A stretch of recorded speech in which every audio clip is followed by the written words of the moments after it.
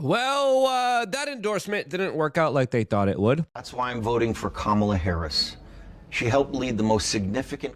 You would think they would at least clean up the baby oil, and that poor guy had no option there. But you, as the American people, do, as soon we will be deciding the next president of the United States, as overwhelmingly a lot of people are showing their support for Donald Trump and highly kind of criticizing Kamala Harris, who looks like she's not doing too well. As even according to the corporate media, they are admitting the truth in front of our eyes, very surprisingly, that she's doing really bad, especially in light of the Joe Rogan podcast episode that Donald Trump sat for 3+ hours for, while also doing a major Madison Square Garden event today. On the other side, we got a lot of celebrity endorsements. Now, what is in store for us in the next few coming days, and more importantly, weeks after the election? Well, that's something that, of course, we're going to be discussing here as well. As even corporatist establishment political shill Frank Luntz came out on CNN, an individual described as the Nostradamus of pollsters that described how specifically it was the moment when Kamala Harris decided to focus on Donald Trump. It's exactly when she froze right after having the, quote, best 60 days of any presidential candidate in modern history, as he's specifically describing the moment when she turned anti-Trump as the major turning point, the major moment where she just started to lose this election. And then the moment that she turned anti-Trump and focused on him and said, don't vote for me, vote against him, that's when everything froze. And the fact is, Donald Trump is defined. He's not gaining, he's not losing, he is who he is, and his vote is where it is. She is less well-defined, and if she continues just to define this race as vote against Trump, she's going to stay where she is now, and she may lose. A major admission from someone that really doesn't want Donald Trump to win on a network that really doesn't want him to win as well, as CNN also had their own data analyst describe how Donald Trump is on course to even win the popular vote, something that is very rare for Republicans and something that a lot of people don't expect to happen and would signal a major cultural and political landslide victory in the United States, if that actually does happen, as the Republicans only won one popular vote back in 1988, as he would be the first Republican to win the popular vote in 20+ years, and only the second one in 36 years, as the demographics of this country overwhelmingly highlight a majority of people on the Democratic liberal side, as only through the Electoral College and the delegate system, a system that can be finagled, a system that, of course, is going to be the major deciding factor with who is going to be the president of the United States, as, of course, a lot of people are backing away from Kamala Harris, including even, of course, Jeff Bezos himself, that according to many sources and CNBC News was the one that actually stopped his newspaper, the Washington Post, the newspaper of the intelligentsia, from endorsing Kamala Harris. Yes, you heard that correctly. Even Jeff Bezos himself, who a lot of people are saying made the transition from being a liberal to a conservative, even though I don't believe that kind of larger transition, as some people are saying he literally just started to work out. He started to lift weights and then he became more conservative, is not intervening in this year's election, as of course the Washington Post overwhelmingly within the last few years has a long history of supporting the Democrats. All of this as Donald Trump now is doubling down on replacing the income tax with tariffs, which would essentially mean if you buy American-made and manufactured products, you would be living completely tax-free, something that is an absolutely incredible policy. Now, I don't like tariffs, but getting rid of the income tax? You're speaking my love language here. Are you kidding me?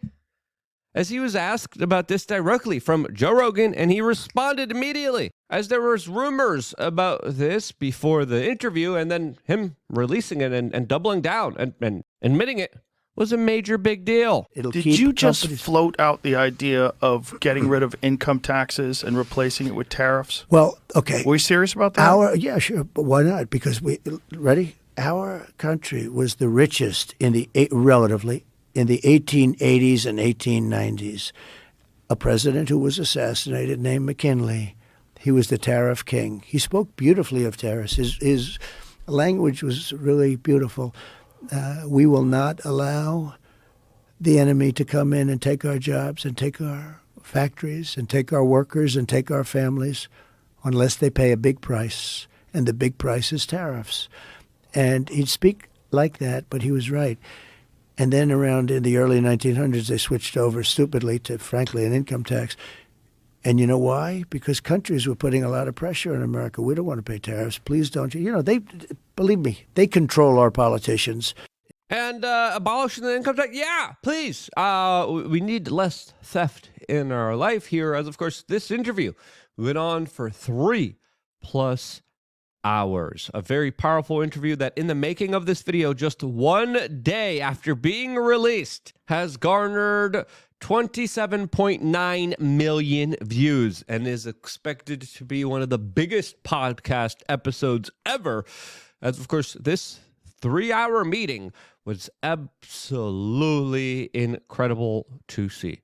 Unscripted, in the flow conversations between some of the most important people in the world, as of course, this was a major blow against Kamala Harris that a lot of people are saying ain't no way she could stand and do an interview for that long. As of course, the corporate media really isn't happy about this, as CBS News today is being attacked for their Here's What to Know About Trump Rogan podcast, where they literally tried to tell people what to think about a podcast episode. As Joe Concha on Twitter said, well, for starters, it releases the entire show without edits in the name of transparency, unlike, 60 Minutes directly responding to CBS News that is being heavily criticized for editing significantly their Kamala Harris interview to make her look better. Rob Schneider says, why do liberal Democrats media feel like it's necessary to think for us? As an independent journalist and podcaster myself, it's pretty awesome seeing independent media outside of the control grid narratives of mainstream media actually gain some significance here. You see literal podcast episodes become more prominent than actually mainstream media interviews, which is a larger signal towards nature healing and society fixing itself, as of course these larger independent sources that don't edit, that don't script, that don't put on fake PR shows for the establishment are really the way to go in these larger kind of political cycles. It is absolutely awesome. It is absolutely incredible to see this larger kind of entertainment and media transformation that individuals like Joe Rogan are leading, creating a pathway for all of us to, of course, absolutely dominate and take the lunch of the corporate media. As RFK Jr. had a lot to say about the cultural significance of all this, as Donald Trump didn't shy away from some of the criticisms of him, as he even specifically described John Bolton, as Trump admitted, a donor got me to appoint him. That donor, Sheldon Adelson, as Donald Trump later went on and described how, quote, he's a really bad guy. And, quote, this time I'm not going to do that. Now, whether you believe him or not, at least we have the facts on record here. At least we have a legitimate conversation. At least we have a moment in time here where we have some transparency and truth when in previous administrations, we wouldn't have any of it. RFK elaborates more here. Now, I was listening this morning to this extraordinary interview that Donald Trump did with Joe Rogan yesterday. And if you haven't heard that, I think you need to listen to it. Americans need to listen to it. It's going to change a lot of opinions for anybody who's changeable. And listen to it. It's going to change their opinion of who Donald Trump is, because he was able to speak with such breadth of knowledge and such granular knowledge about so many wide-ranging issues that he wasn't choosing. This was not the kind of scripted interviews you see with Kamala Harris. This was open season on Donald Trump, and he fielded every question with brilliance, with his authenticity that is completely inaccessible to Kamala Harris. This, as of course, everyone's still waiting for that Kamala Harris Joe Rogan podcast, as Joe Rogan publicly made statements saying that she didn't say no, but she also didn't say yes to a 3-hour conversation with Joe Rogan, as everyone's kind of waiting here to see what's going to happen, as Joe Rogan wants to interview her, and so do a lot of other very prominent, powerful Democrats that are now, according to the Daily Mail, panicking and urging her to appear on the show, especially after the 28 million people have tuned in to listen directly to the former president of the United States. Obviously, this episode is a major political and cultural juggernaut, as a very desperate Kamala Harris might actually do this. As, of course, everyone right now is toting around her podcast appearance episode on Call Her Daddy that got 685,000 views in 2 weeks. Now, Donald Trump's interview, literally in over 24 hours, 28 million views.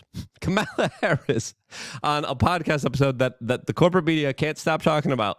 685,000 views? That's it. This does highlight the larger kind of polarity in this political season, as Trump now is expected to jam-pack Madison Square Garden in New York City, as he is not even campaigning in swing states. He's going to New York, a place that is overwhelmingly Democratic, and launching a major rally there that a lot of very powerful people are going to be in attendance in. As, of course, Tucker Carlson is going to be there, Elon Musk, Tony Hinchcliffe, and a lot of other prominent luminaries in the political and social media sphere, as jam-packing Madison Square Garden is something that is a larger PR stunt and move that, of course, is going to galvanize a lot of attention, especially in the heart of a liberal woke city in total disarray.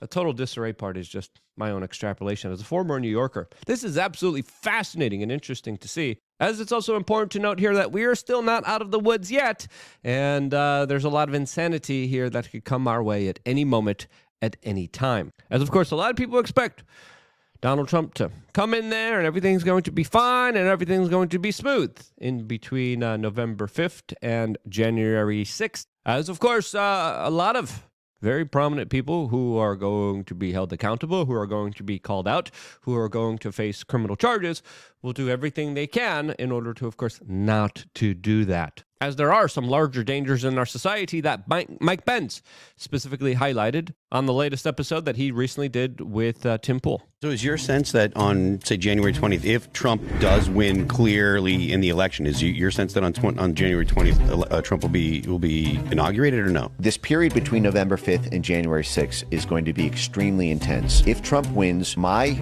sense is that you will see street paramilitary, left-wing / never Trump, right even potentially. You're going to see this sort of summer 2020 style riot force start to break out on the streets. The media is going to portray them as pro-democracy groups who are protesting the illegitimacy of the Trump Electoral College victory. So that's going to shut down the country. It's going to start terrorizing people. It's going to start preventing people from being able to communicate. You're going to see pressure put on the social media companies, extreme pressure put on by the Justice Department, put on by the advertiser networks. You're going to see this crisis response. It's going to feel like this country is, it's going to feel like the day after January 6th for 2 months if Trump does indeed win the Electoral College, in order for them to prime the pump for their extraordinary actions on January 6th.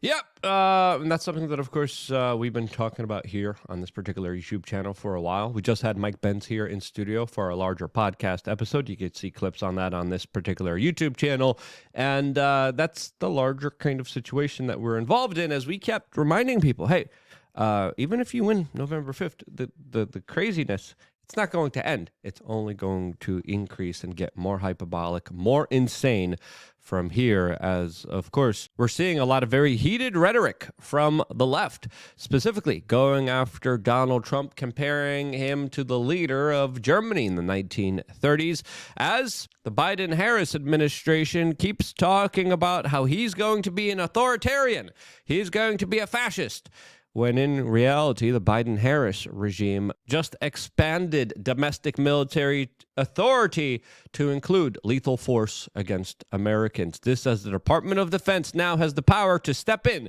and use lethal force within U.S. borders, even against its own citizens, after a new directive that was just released by the United States government a few days ago, with the approval that is soon expected by the Secretary of Defense. as RFK previously warned about this at the TPUSA conference. While Kamala Harris's record is being absolutely questioned, as there's a new bombshell advertisement specifically describing her record as California prosecutor, where she specifically went after parents whose children were truant and weren't showing up to schools. Yes, you heard that correctly. Kamala Harris put people in jail. There's one particular story of one child being sick and ill, and police officers literally showing up to the house of this mother that has to deal with a sick child and putting her in jail because of the policies that were implemented by Kamala Harris. Cops wanted to arrest me. As a matter of fact, they did. And frankly, you know the prosecutors in my office who volunteered to do this?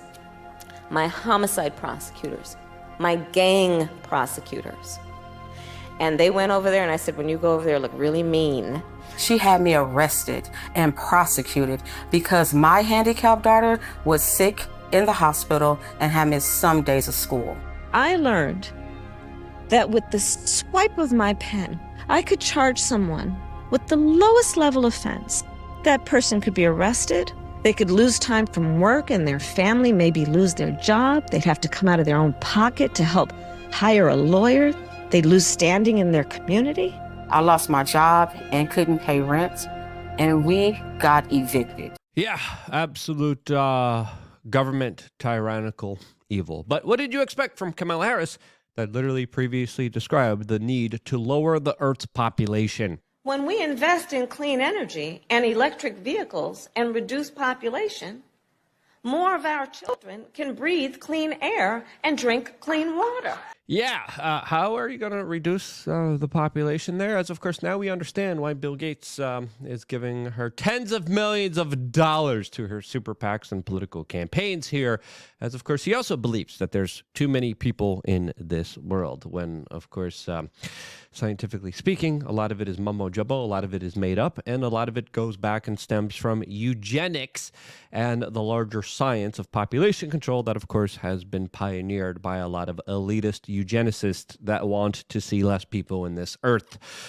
As Elon Musk has previously described the two sides of these larger political factions, as some are extinctionists and some are expansionists. What side are you on? As of course, I think this election will be deciding that, as a lot of people aren't really happy with Kamala Harris, as even her own supporters are kind of pissed off, as they were expecting a performance from Beyonce recently, and in Houston, that really didn't happen, as of course she came on stage, gave a little, very short speech.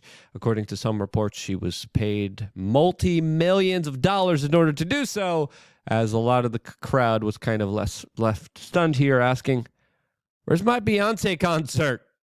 As 30,000 people showed up, waited in line, because they believed they were going to hear a concert, and they just had to hear the cackling of Kamala Harris. Now, this endorsement by all these celebrities that are coming out the woodwork, like Leonardo DiCaprio, Beyonce, Lizzo, Spike Lee, and others, will that make the difference? Well, it doesn't look like it is, as the society, the population, the culture, it's kind of jaded and immune to a lot of this kind of lazy pandering, as Leonardo DiCaprio is the latest kind of victim of what a lot of people expect to be probably an extortion video after videos like this have surfaced online. Who's the person that's number one on that invitation list? Leonardo DiCaprio. That's why I'm voting for Kamala Harris. Yep.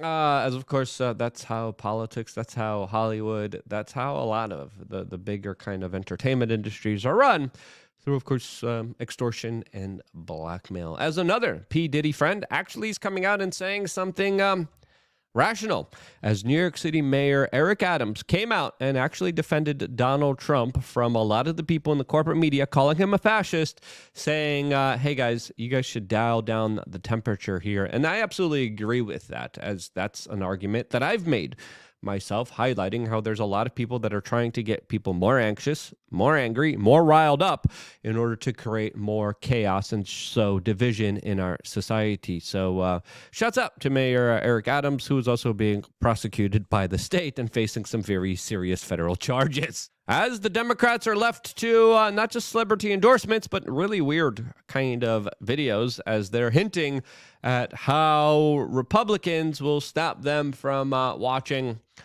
online adult entertainment, which, again, is kind of a non-issue. But these latest kind of campaign ads are very weird, very cringy, and have no basis in reality. Michelle Obama is being put to the forefront here as she is making an appeal to men, as the Democratic Party that overwhelmingly attacks men, talks about toxic masculinity, shames them, points the finger at them, discriminates them, is now wanting their support and participation in the larger political system. And overwhelmingly, males are saying, I'm okay, no thank you, we will not be supporting you this specific election cycle. Now, will that make the biggest difference here? Well, I think so. As the Democratic Party is becoming more desperate, they're throwing anything and everything on the wall here. Nothing is sticking. Nothing is working. And Donald Trump looks like he has a clear pathway to victory here. And even if he's able to achieve it, that doesn't mean we're out of the woodwork here. As of course, then the real trouble actually begins and starts. In future videos, we're going to describe exactly how that will look like. We're going to be returning tomorrow with a very special podcast episode, as well as Monday, Tuesday, Wednesday. We are going to be going live 6 p.m. Eastern here on this specific YouTube channel. We have a lot of great products available to you also on wearechange.shop. You, as a member of LukeUnfiltered.com, actually get to call in to our show. And then when you do that, you get access to a lot of really incredible products that we have available to you that we give you for free just for calling in as a first-time caller. So you could literally sign up for $8 a month. Our products are about like 30 plus bucks. You save a lot of money just by simply signing up to LukeUnfiltered.com. You call in, you be a part of the show, you talk to some really interesting people. You're able to get your message out to a lot of incredible people just by signing up to LukeUnfiltered.com. And plus, you get some of the great products available on wearechange.shop. We got a lot of great stuff available to you, including, of course, TakeCalm.com. This is, of course, the product that is directly behind me, and one of my favorite products that I really do enjoy, that I really like. TakeCalm.com is the website. Every time I do a major podcast episode, I try to at least like meditate and relax or take a nap. But a part of my routine before doing a major 2-hour live show where I have to be on and I have to talk for 2+ hours and narrate the conversation and make sure all the technical stuff is working, I make sure to, of course, prepare myself for that larger load of work by taking Calm. And it really does help me out. It helps a lot of people out with inflation, helps a lot of people out with anxiety, helps a lot of people with sleep, and just being able to, of course, relax and take it easy. So check us out on TakeCalm.com. And we, of course, put Klaus Schwab up there to show the ultimate need for relaxing and taking it easy. But seriously, this is my favorite product. We almost sold out of this recently, and we got to fix the stock up here because we just restocked on this great product. I've tested a lot of these products for 2+ years, and I was able to find the best one. This is the best one. TakeCalm.com. Click the link down in the description below, and then support us by, of course, getting products that also help you. It's a win-win for everyone. We return soon here on youtube.com/wearechange. I love you guys. Stay tuned for more.